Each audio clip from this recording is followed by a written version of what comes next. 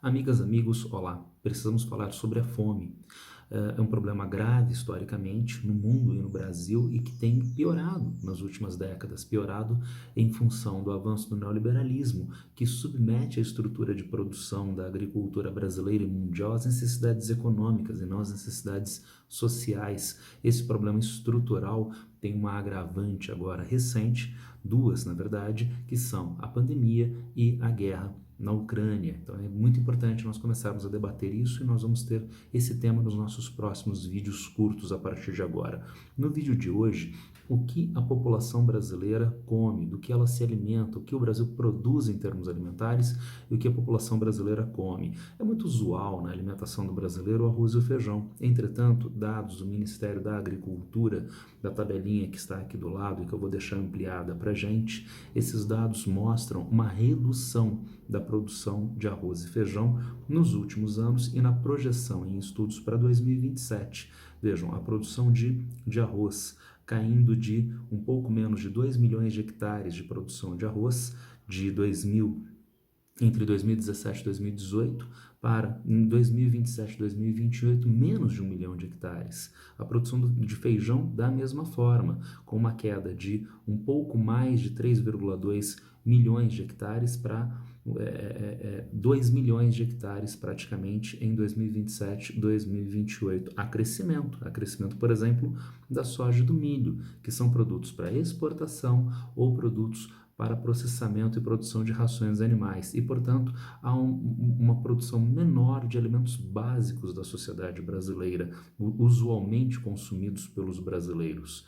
Há quem justifique isso de uma maneira torpe, dizendo que no Brasil há um consumo cada vez menor de arroz e feijão e por isso a gente pode reduzir a produção sem maiores problemas. Mas espera aí, se nós estamos produzindo menos arroz e feijão, então a população está comendo o que no lugar? Isto introduz o problema da qualidade da alimentação brasileira, do brasileiro, tendo em vista os chamados grupos alimentares. E aí que aparece então esse problema grave, do que nós estamos nos alimentando. Então, a ideia de alimentação de qualidade deve envolver um aspecto fundamental que é o que é feito desses alimentos antes de eles serem alimentos dados à população brasileira. Então, como nós classificamos esses alimentos a partir do seu processo de fabricação como supostos alimentos. Isso é bastante importante. E daí a ideia de nós pensarmos em uma nova classificação destes produtos, porque tradicionalmente se classificam os produtos em proteínas, em carboidratos e assim sucessivamente. Agora, vamos a um exemplo. A gente tem o arroz, né, que está no grupo dos carboidratos, e uma barrinha de cereal que você compra na loja de conveniência. Tem carboidrato também. Vamos pensar na proteína animal da carne que é comprada no açougue e vai ser preparada para cozimento, através do cozimento. Agora veja, lá tem proteína animal e numa salsicha também. Então há o problema do processamento industrial destes alimentos. E notem bem, não é o processamento em si que é o problema, porque existem processamentos, entre aspas, do bem. Qual é o processamento do bem? Por exemplo, você pega um alimento, né, como o café, tá, e faz a secagem do café, né, faz a torragem do café, faz a moagem do café para ele ser passível de consumo. Então esse processamento não envolve nenhum problema mais grave no que diz respeito à qualidade da alimentação. Um processamento, digamos, do bem. Mas existe processamento que gera graves problemas no caráter nutricional e nos impactos de saúde ao consumidor.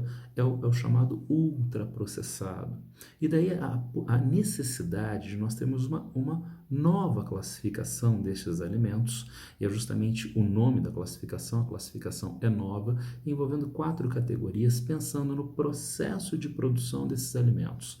Essas 4 categorias são: 1. Alimentos in natura, tá? Então, é a frutinha que você compra no supermercado e come, é a verdurinha que você compra no supermercado e come, tá legal?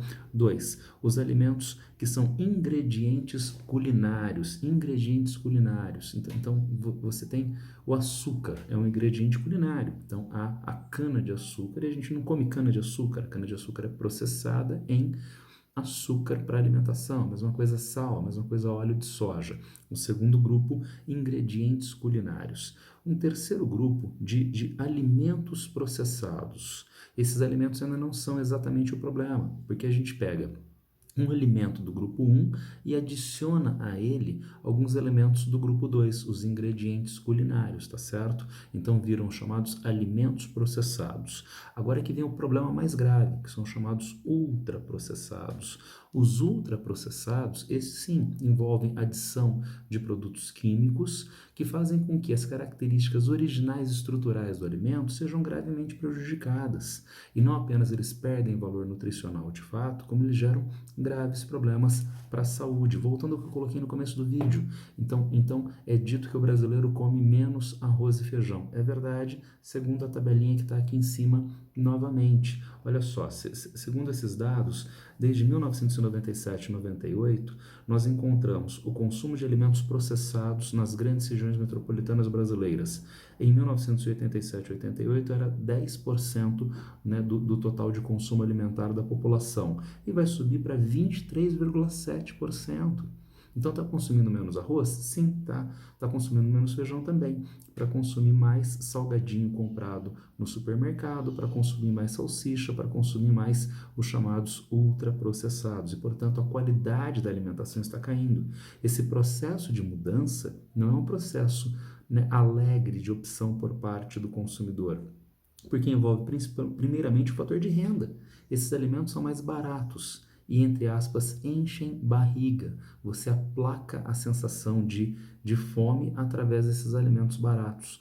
Mas qual é a validade nutricional dele? É bastante precária e ainda mais, geram então problemas de saúde com potencialidades para o câncer, para problemas circulatórios, para problemas no metabolismo e ainda com um último problema grave, que é a questão ambiental. Esses alimentos envolvem o circuito longo de produção na agropecuária, o uso de sistemas de transporte de grande alcance, consumo de energia na produção industrial, que aumenta então o dano ambiental, a pegada ecológica ligada ao consumo destes alimentos, insisto, de baixo valor nutricional.